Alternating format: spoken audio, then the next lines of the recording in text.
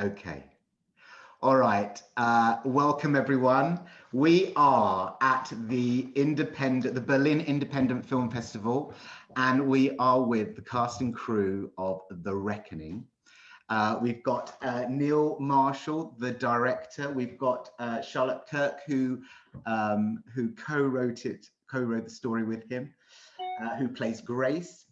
Steve Waddington, who plays Pendleton. Mark Ryan, Peck.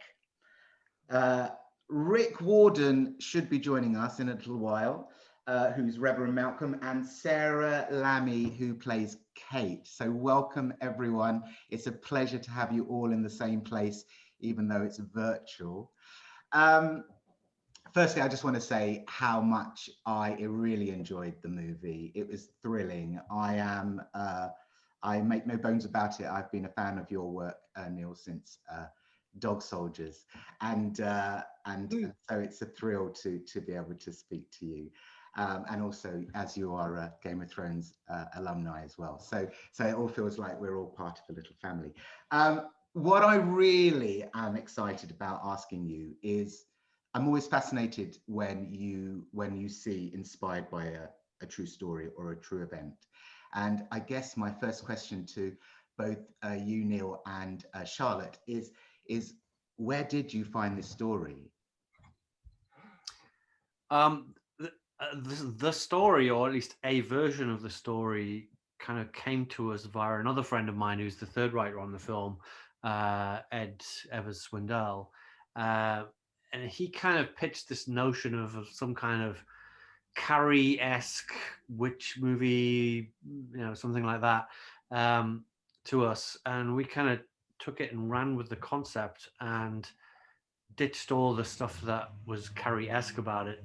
And it was kind of originally this notion that, she was going to be accused of being a witch, and then at the end the big twist was going to be she is a witch, and then she's going to zap everybody with lasers and turn them all into frogs or something like that. I don't know what it was really beyond that, but it was like something about it was, okay, I feel like I've seen this a million times and I'm not really interested in it that much until we started doing some research into the history of the whole thing. Yeah. And got a whole bunch of books about the witch trials and all that kind of thing going on at the time, living in medieval life and things. And the more that we dug into it, the more hooked we became about the possibility of telling a horror story, but that was also based on true events and a true thing, not just the events themselves, but the things that happened, the tortures and the trials and all that kind of stuff that happened. And this notion of doing a witch movie, I think at some point during the story process, you kind of turned to me and said, like, what if there are no witches in this movie? Or it's ambiguous. Yeah, or we leave it ambiguous or more ambiguous. And I was like, that's the hook. Because it's a sticking point, wasn't it? Like, we don't want to go the Carrie route, but what if it's just an ordinary woman? Yeah. That's being wrongly persecuted. And but we're going to leave that open for the audience to decide. Yeah, and I think that there is a certain degree of ambiguity about it, but and that was it really. It's like, because I wanted to get back. I'd had a miserable experience making Hellboy, and I wanted to get back to my roots and kind of purge my soul a bit after that experience and go back to doing something that was just honest and pure and totally creative and all yours. Yeah, and that I was able to just get in there and direct. And so that was kind of the motivation to do it in the first place, to do anything to do with it, to get back to my roots, to do something, a horror movie. But at the same time, I'm not interested in just like copying what's out there. There's so many ghost movies out there. There's so many like slasher movies out there, whatever it is. I thought if I'm going to do something horror, it's got to be different from what I've done before and different from what's out there, just something a little bit fresh and original. And I had not seen anything like this for a long time. So, if you go back to things like Witchfinder General and all those kind of films, but I hadn't seen anything like this or in this period for a long time. And so that was the hook. And so there's all the books we're reading as well, as you said, because a lot of it was like people think the trials of what is it if the woman sinks, she's guilty, or if she doesn't. And the more we were reading, we were realizing that no, there were so many other terrible, torturous things they did to these poor people. And what the tricky thing was finding things we could do, but where they actually survived. Because a lot of them, during these tortures and these testing, they would just die anyway. So as you can see in the film, we had to be very selective of which ones we could use and stuff. Yeah, most of the horrific tortures they endured were lethal. Yeah. So we had to figure that one out. But it also was like, it just felt so relevant to, like, I wanted to make something that had something to say. And I think witch hunts in one form or another are still very much with us. Cancel culture and such like that is just a whole new form of witch hunting.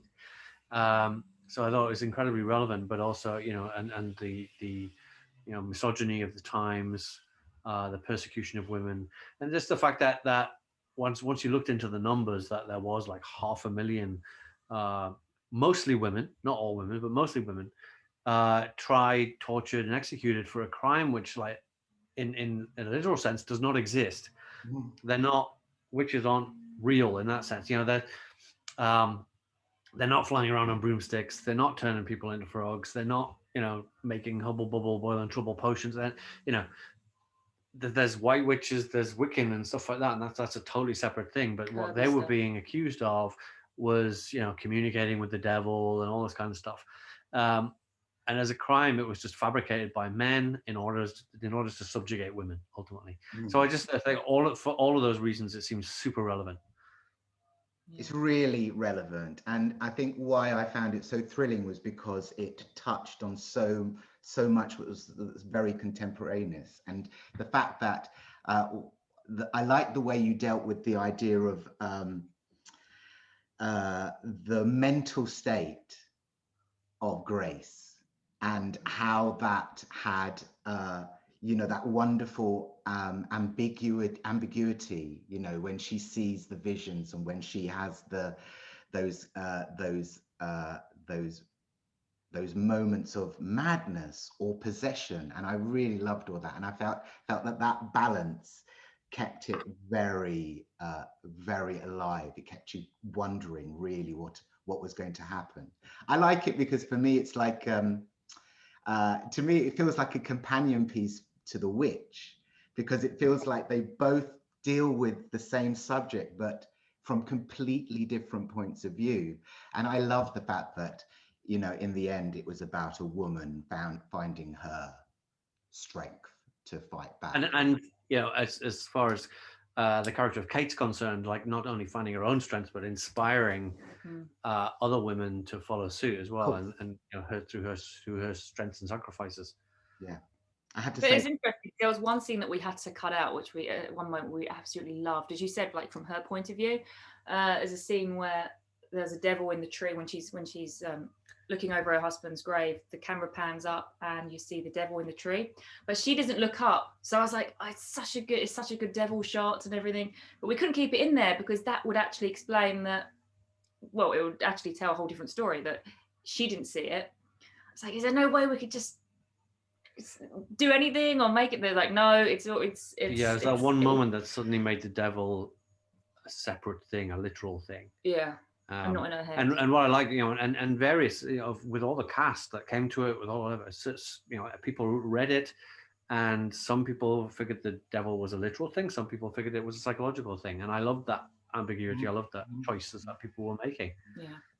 And of course, my interpretation of it is my own as well, with everything that I bring to the movie, watching the movie. Yeah. What is your process like when you're working on a project like this with your cast? Is it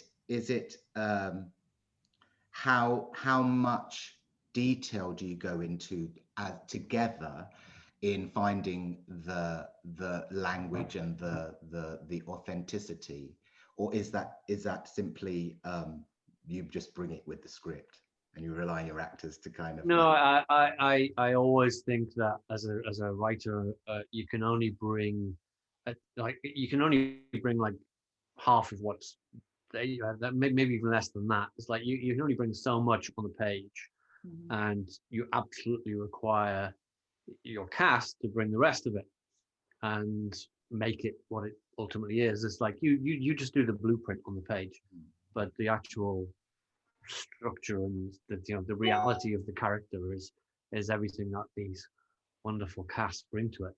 I'd love to ask the cast that we've got with us their experiences and what it was like working on and also the fact that some of you actually haven't seen the finished product yet. So, but I would love to know your experiences. Mark, for example, Mark, I'd love to know. Had you worked with each other in any capacity before? Neil and I had worked on Black Sails together. Okay. And what Neil just said there, the advantage of this type of independent film is that you get to bring a bit of your own characterization to a character, which you probably don't on a big budget TV show. And just like the actors, the directors are constrained by what the showrunners and people want to do. So you have to basically play what's on the page in the way that they want it delivered for the arc of the show, which is understandable, but it leaves you a little bit bereft of wanting to make the character yours, if you like, and input stuff into it. So Neil and I had already had that adventure together on Black Sails. And you know, so I knew what his style of work was and how he liked to bring the actors into stuff, and also his visual skills, his visualization of stuff, bringing it to the screen. I can guarantee you that every penny that was spent on this film is on the screen of this movie. You know what I mean? It's there. Or anything that was spent is on that screen. So Neil knows that. So I was very interested in this also from the point of view, of course, you know, I am a self-outed tree-hugging pagan. I've written 3 books about the psychology of tarot cards and pagan belief systems and pre-Christian belief systems. And I think what Neil just said is absolutely relevant today when you look at the influence some I'm not knocking any particular religious group, but you know, it's called the separation of church and state, or it should be, and there is there's a lot of influences today, I believe, in life and politics that just shouldn't be there, and there's a lot of that. So I found that the whole subject was an interesting political statement, social statement about women and subjugation and all that kind of stuff, as well as it being a good old classic horror, you know, movie, you know, psychological horror film. So, you know, having played a few baddies here and there, I was like, oh, Budapest, I haven't been there since the 80s. And that was a bizarre experience in many ways as well, because we actually filmed on some of the same sets that were still there when I went there in the 80s. So things hadn't changed much, you know. It was still the same. But I have to say, and I think Neil will say this as well, I mean, the actual sets and the crew, you know, it's like anything. There's stumbles and tumbles to begin with to work out who's doing what and how it's going to work. And then once you get into a machine, you know, you kind of, it becomes a machine, and you just start, you know, every day and you start knocking it out and putting it into the can. And Bill Fellows and I were basically the comedy duo. I mean, what was great about it was to get such a great like northern representation in the film. So like you, Bill, and then you know Yorkshire's very well represented, I find, which is good for the movie. Gives it some flavour. I love. Yeah. And Steve, you were like living out there almost full time, weren't you, in Budapest at the time? Yeah. So previous to doing this, I'd been out there for 3 years on the trot doing a TV series called Jamestown. So I was very familiar with Budapest around that time, and I really loved it. And this opportunity came my way, and I was like, okay, back to Budapest. Let's go back.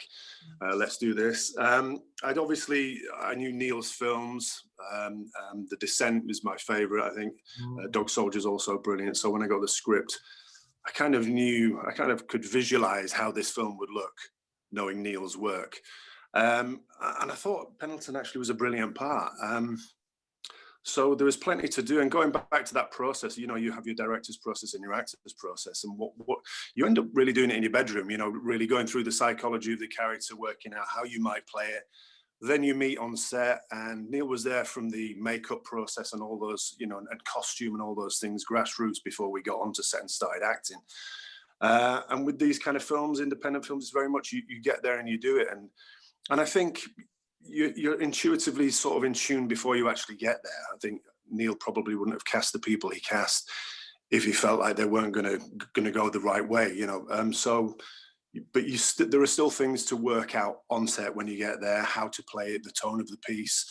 I think from the bits I've seen thus far, I think Neil's done a great job in the levels of horror. It's not just a psychological horror. You got the jump scares and you got the gore and you got all these different levels of horror, you know, which you don't usually get. Sometimes you get something in one vein. So I think his experience has allowed him to branch out with that and really fill this story. And it looks sumptuous as well from what I've seen. So as I say, I haven't actually seen the full film yet, so I'm sort of looking forward to it. But it was a blast and we worked hard, and it looks like we've got some good results. Yeah, we definitely worked hard. Everybody worked hard. Yeah. Sarah, do you want to add anything? I mean, yeah, so my experience of the movie was, for me, it was a particularly exciting thing because my background is in theatre. I've worked in theatre my entire career until Neil Marshall happened to me. So it was it was sort of the fairy tale actor experience for me, in having, you know, spent my whole career writing for all sorts of casting directors, and then suddenly one day, for no apparent reason, I was suddenly called into this particular casting room, and Jeremy Zimmerman gave me a part in a film, and I'd just never done one before, and it was wonderful. And Neil and Charlotte were both there in the room, which is not always the case in these things, and that was exciting for me. But so what I think I brought to that experience as a complete newbie on set was I suppose my theatre influences. And so one of the things for me in terms of the plot of the movie is Arthur Miller's The Crucible, which I'd been in some years before. And so Kate Tobias, I felt immediately able to get into the head of Kate Tobias, because for me, she's Elizabeth Proctor. She's the good woman who can't stand the injustice and is going to stand up to the injustice, even though she lives in a world where she doesn't have a voice. She's going to damn well have a voice, and she's going to break out of the situation that she's in that, you know, she's in a horrible marriage, and she stands up to this man who has total control over her existence. And so it was so wonderful for me to be able to engage with that in this sort of crazy environment that I'd never been in before.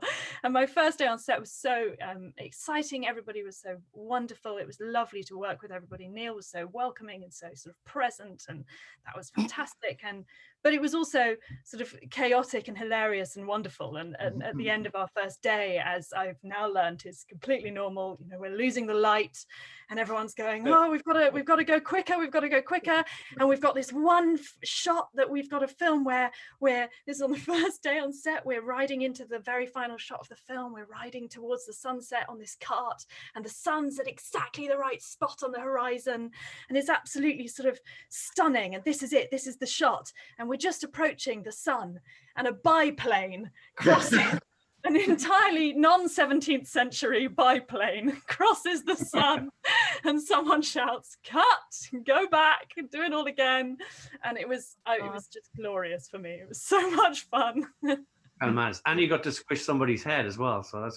I mean, I got to squish somebody's head. Neil got personally involved in that little stunt. Actually, you splattered me personally with a paintbrush. So, I felt it was like a sort of christening moment of being splashed with blood by the very Neil Marshall with his own paintbrush. I have to say it was the one moment, and it hasn't happened in a movie for a long time. I was literally sitting here, and when it happened, when I saw her look at the horse's hide, I was like, and I literally leapt in the air like this, like screaming, because I couldn't believe that you went there. And it was, I mean, that's always the shot where everyone gets the huge scream and the yay and the cheers and the clapping. She finally did it. Brilliant. It's brilliant because of what it says, not just the moment, the visceral moment, but everything else. It's like a release, because there's so much tension in the movie from the very beginning. That opening 10 minutes, 12 minutes, sets the tone so perfectly, and it really does ride out for that. I guess what you mentioned it. I just one more question, because we don't have a very long. You mentioned coming back to this kind of project after Hellboy. What is it that has always inspired you to make the movies that you make? I know it's such a well, no, part of it is that I make the movies that I would like to go and see in the cinema. Is like secretly, it's like I'm just selfishly making them for myself. But the big part of it for me is the families that you create when you're making them. Is that camaraderie, that group of wonderful people that you gather around, and everybody feeds off each other's creativity and inspiration. And when it works well, of course, it doesn't always work that way. But for the most part, certainly on the independent films that I've made, that's, you know, you fabricating that lightning in a bottle somehow. And however ultimately these things turn out, the experience of making them is kind of why, you know, each part of the film, you know, writing is pain, writing is torture. Editing is a real pleasure, because you kind of got through you've broken the back of the movie by that point. So post-production is just the icing on the cake. It's a joy. I mean, editing can be painful, but it's mostly a joy.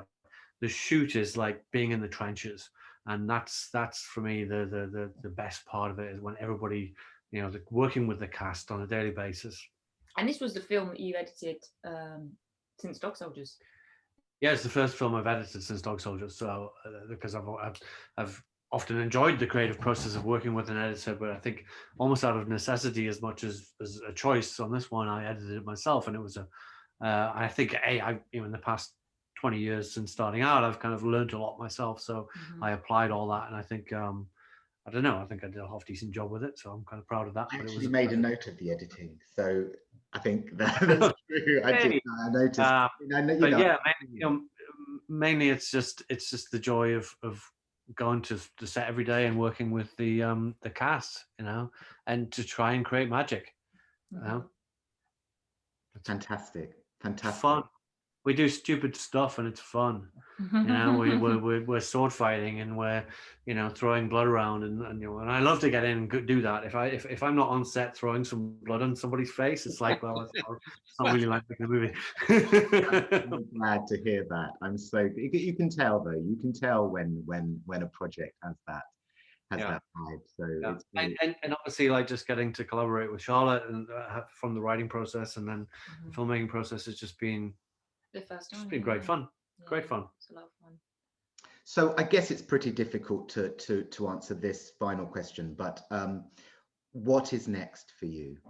And is there is there anything? I know we're in very unpredictable times right now, but what's cooking in your mind right now? Is there anything? Another horror movie, but a different kind of horror movie. More action orientated and contemporary. More of a kind of, I guess, a thrill ride. Fantastic. We will look forward to it. Less dark, more exploding heads. Well, thank you, everyone. Fun, I really appreciate you spending this time and meeting up all together. And thank you for answering these questions. And thank you for this amazing movie. And I really hope we get to see it soon in the cinemas. Yes. Thank you for providing us with the opportunity to see all these wonderful faces. Great to see everybody, and it's healthy and well. It's nice to see everybody back in one, you know, frame. Yeah. Even if in the Netherlands. What's it like there? What, do you live there? Yes, I live between here and Los Angeles. It's a long walk, but you know.